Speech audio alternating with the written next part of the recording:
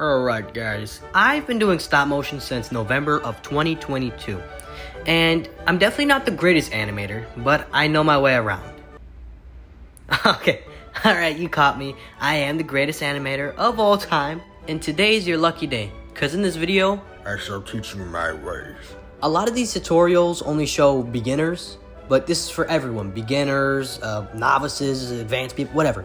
So, even if you're one of the best animators, there still might be something you can learn, son. And, blah, blah, blah, blah. Shout out my big brother, Mike Emotion, blah, blah, tell me everything. Yeah, anyways, welcome to the video, guys. And I'm not even going to waste your time too much. There's going to be 4 sections of this video, so let's get right into it.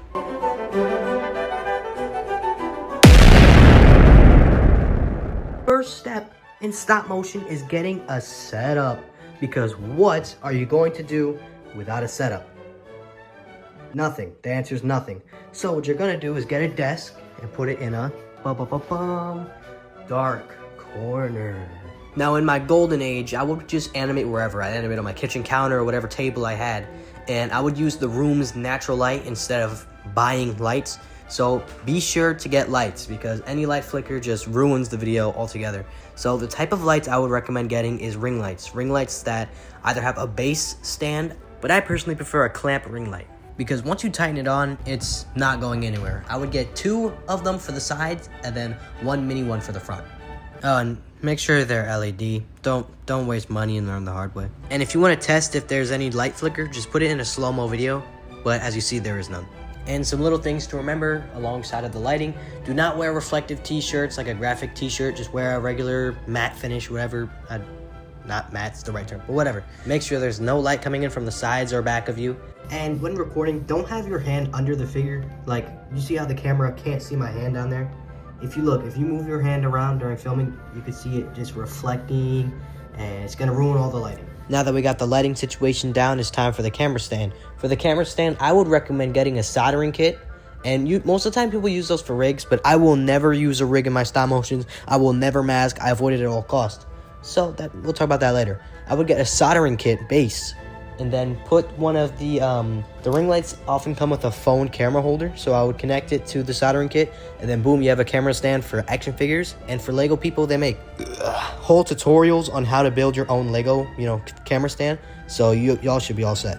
And then I would tell you to go get a button clicker, because it really helps, but it comes with the lights. Now the next thing is sticky tack. Be sure to always get black sticky tack. Do not get red. Do not get blue. Don't get any of the weird colors.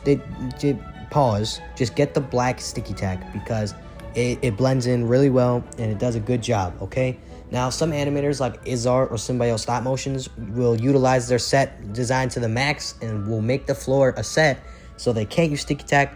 I have sacrificed my flooring, just like a lot of other animators. Kozio! And by the way, Izway have both sacrificed their flooring for sticky tack, and it just makes the animations better, because it's so annoying trying to get the figure to balance. Do not waste your time. Just get sticky tack. Do not use a rig, because I would rather see no rigs than a floor in stop motion. I hate rigs and will destroy.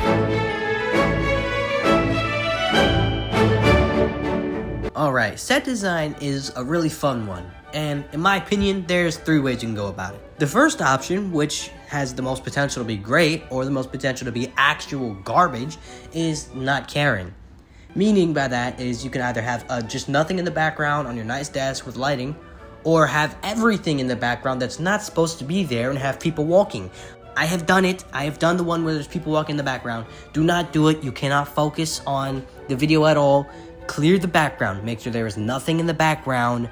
If you're doing it this way where you don't care, make sure it's just a wall. And when it's a big open desk and just the figures you see there, it is one of my favorite styles, because it's so clean looking. People like Atomic Motions and Animation Break do it really well, and also me. So now the second style, and arguably the most popular, and one of my favorites too, is doing it around your house. This style was made popular by, I don't even have to say his name. It's Lozaz. Lozaz is the most generational animator of all time. And it's just such a great style. It's a whimsical style, like their toys. And there's this new up-and-coming animator, ST Animation Studio, and he does a great job doing it. And even more than Animation Break does the nothing background, he does it around the house. And in my older stuff, I did it just everywhere around my house, but I kind of brought it back with my Mario versus Star-Lord video. Just be warned that this style is a lot harder to get stable lighting, so I would get lights with a bottom stand instead of a clamp. Now, there's a huge difference between the style 1, where you don't care, and the style where it's around your house. Where it's around your house, you care how it looks, it's deliberately whimsical. When you don't care and it's just around your house for no reason, it's just to be lazy. Now, take back what I said about this style being the most popular, because it is definitely not. The most popular style is the third style. The third style is heavy design, where you have props and sets and just like everything in the background. If it takes place in New York, it's going to have a New York set. If it takes place in a warehouse, it's going to look like a warehouse. Now, in my opinion, the best person to do this is Art, hands down, because he puts his all into his set design. That's his thing. And some other animators who do a fantastic job. Dang It Productions, Vanimations, Spider Boy, Ezekiel Studios, really dumb name by the way, 6, Symbiote Stop Motions, 14, and of course, me. Now, the reason I'm telling you guys about all these small animators is because that you can get a lot of inspiration for what sets to make and what animations to do and everything like that just by watching other animators. And this type of background is good for making stop motion series and for making it feel like a serious, realistic type of video. And trust me, you can literally make a stop motion set out of anything. You can get boxes, you can get just anything around the house, little toys. I take toys from my little brother all the time and add them to my set, and it looks fantastic. And with stop motion boxes, Art and Shoutout Studios have both told me that when looking at the boxes, they got like distracted and want to know what figure line it is. But unless you don't have OCD's nuts, then you should be fine. And if you like having little giddy and happy type of backgrounds, then just look up a fabric backdrop blue sky, and you can get what I have back here. And it's like $8 and it's 6 feet long.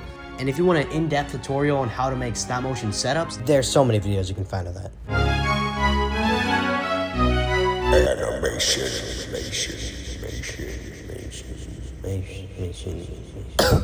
Animation.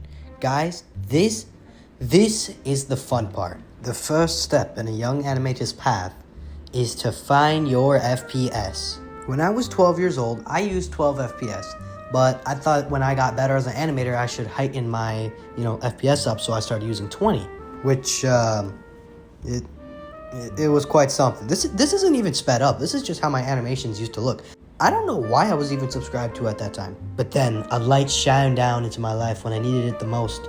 It made me realize that having a higher FPS did certainly not make me a better animator. And that light was Shocker Animations. Just look at this. As soon as I seen this video, I was like, oh snap, I need to get like that. So, starting with my Avengers vs. X-Men video, I switched back to 12 FPS, and now my videos are arguably watchable. So, frame rate is very subjective, and it requires a different style for each type of frame rate, but I highly recommend using 12 FPS for beginners, advanced people, it's just a great look, very stylized, very clean look. And just know, having a higher FPS doesn't make you a better or a worse animator.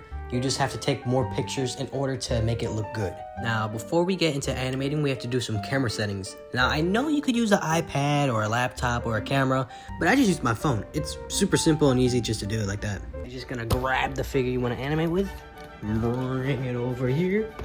Then you're gonna get sticky tack, put it under his feet, and now it's time to go to the camera settings. The first thing we're gonna do is put the camera on auto and let it focus on the figure. From auto, we're going to switch it to manual. Then we're going to go to auto and manual for white balance. Leave it there for a couple seconds. And locked. Now in focus, we're going to make sure that it's all aligned with the figure. You can do whatever focus settings you want. And it's perfect. Now the ISO is always going to be 50 because it makes the camera quality the best. Now we're over here in shutter speed and it's going to be 160. I don't know why, I just heard that from somewhere. Now you can have the camera zoomed in wherever you want. It matters not. We'll all just have it at a nice distance. Now if we look at this little switch thing, we're just going to put the onion skin on, which means that you can see the frame before it, so you can tell where you were, so it's easier to animate. Now this little thing that says 1, if you tap it, you can make it 3, and you can make it 5 or whatever, and the number that it shows just means how many frames back it shows you. I always recommend having it at 1, because seeing 3 frames behind or 5 frames behind is kind of useless. And the little switch thing where you go up and down with it just shows how much of the previous frame you see. I always have it on just a little bit so I can see the frame I'm working on and the frame behind me. Now here while I'm animating, I am easing in and out. It is one of the most important parts of animating because a lot of mistakes I see in younger animators and myself in my past is not easing in and out. Easing in and out means that you take a tiny frame, then a tiny frame, and then a big one, and then a bigger one, then a tiny one, and a tiny one. It's the natural movement of a human. It keeps everything looking realistic and just good looking.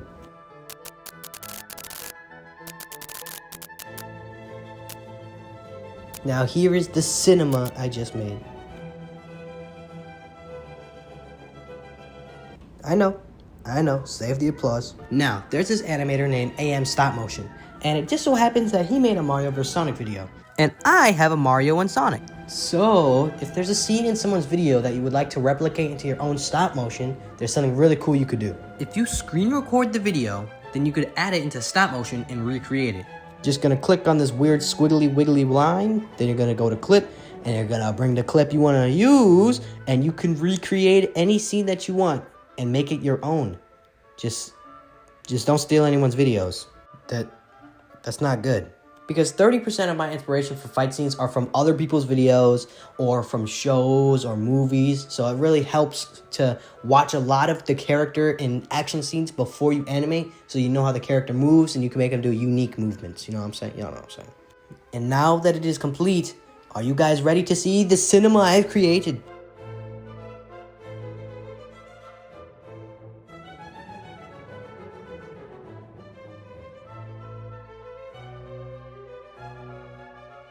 And so, if you ever get a scene where it comes out a little choppy and it doesn't come out the way you like it, you can always just merge the frames so it looks less garbage. And it basically just puts the frames together in a sort of cool way, and it'll make it look smooth, you know what I'm saying? Now, for animations, I always recommend finding inspiration by watching other people's videos, watching the shows, watching the movies, and all those things. But I also recommend moving the camera, because moving the camera makes all the difference in a fight scene. It makes it look super cool, makes it look unique, and it makes it look like you made it. But do not move the camera too much, because in some of my old videos, I have a habit of moving the camera too much to think it looks cool, but it just looks like a crappy Cocomelon video. So, with certain movements, I would recommend following the figures in terms of, making the animation camera move. But I would also recommend having it zoomed out, having it zoomed in. Just be creative with it, you know what I'm saying? Just chill, man. Come on, man. Now, for talk scenes, I would recommend adding as many frames as you can possible to make them look very expressive. Make their heads tilt, make their hands come up, make them, just how you would have a conversation. Actually, scratch that. Make them have a conversation like an Italian. So it just shows your animation skills and how much they gotta move. And if you see a funny video that you want to recreate, just screen record it and save it. Gonna go over to Stop Motion Studio, hit new project, make sure it's in the TikTok form, hit plus, add a clip, and then choose the clip you want, blah blah blah. Cut the audio down to where you need it, cut out the rest of the frames, and just have the first frame. Then you're going to animate the first couple frames. Then from there, you're going to hit erase, and you're going to erase the previous frame.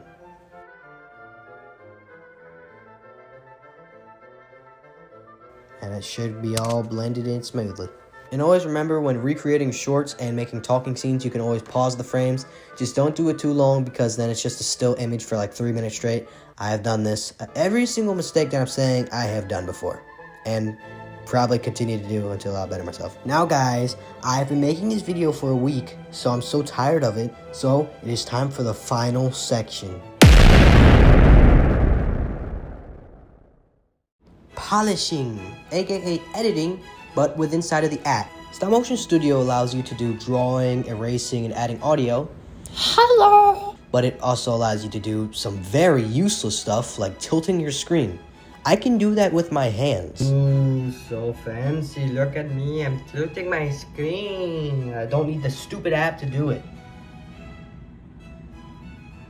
How you doing, baby? But still fun to have nonetheless. And if you ever wanted to add a mouth to your figures, I don't know who would, except for me 3 years ago. Why? Why did I ever do this? Alright, the first part is erasing. I hate erasing so much, and I hate using rigs so much, and I will never use rigs. They just make the video so ugly, and to erase it, it takes forever. It does not matter if you have a certain app to help you erase it. You will have to erase frames. You will have to erase every frame. It does not matter. I don't want to hear what special app you use, AI enhances. No, you will have to erase the frame. So just do yourself a favor and put the camera above their legs. And understand there are some scenes where it is absolutely necessary to mask. And since I have to teach you guys, I'll get into it. Alright guys, so there's 2 ways to mask. The first thing you're going to do is, make the video. Okay, you're going to take a picture of the object, and then you're going to take a picture of the background. Now we're going to go to the rock, and then we're going to hit the erase button.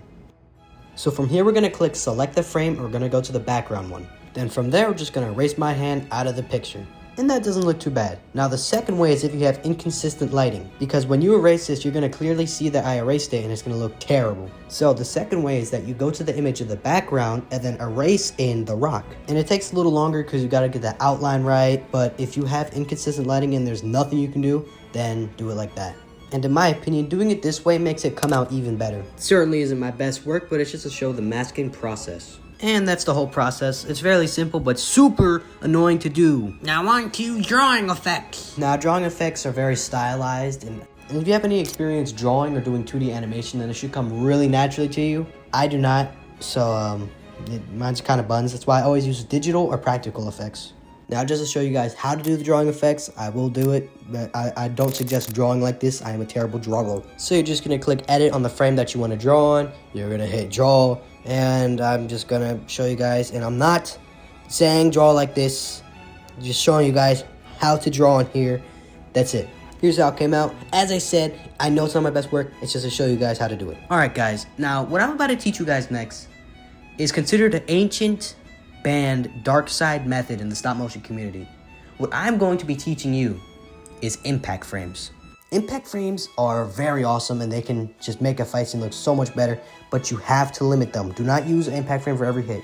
For frames that you want to make them matter, use an impact frame. But for the others where it's just a light hit, make it basic. Now, the two goats of impact frames is Shoutout Studios and Mike in Motion. I loved Mike's impact frame so much, I literally had him make it in my video. He still lives in my closet. To make an impact frame is really simple. You're just going to hit the plus button. You're going to go title and credits, and then you're going to go to colors, and you're going to choose white. Super simple, super easy. And just look at how crispy it looks. It's so beautiful. I don't care, Bear. This is cinema. And if you really want to make a frame look epic, you're just going to go over to edit. You're going to go to filter. Then you're going to look for negative, and it's going to look epic. And just look at this beauty. This chicken is a gold. And if you guys want to know how to do good drawing and impact frames, don't ask me, man. Go ask Shayhan or something. I'm not animating this part. This video is 17 minutes. It took me a whole week to make, and it is 1 a.m. for me. So I split up the whole night, whatever. That's how I make my videos with inside the Stop Motion Studio app. Depending on how this video performs, I could make a how to finish my stop motion video, how to script write stop motion video. I don't know. I'll see what it takes me. But, you know, subscribe to all the animators I've shown. More importantly, subscribe to me. Watch some more of my videos because I'm the GOAT. And thank you to everyone for allowing me to use their clips. All the links is in the description or whatever. This is going to take forever to do that. And I will catch you guys next time. Please like, share, comment, subscribe. Peace. Peace. Yeah.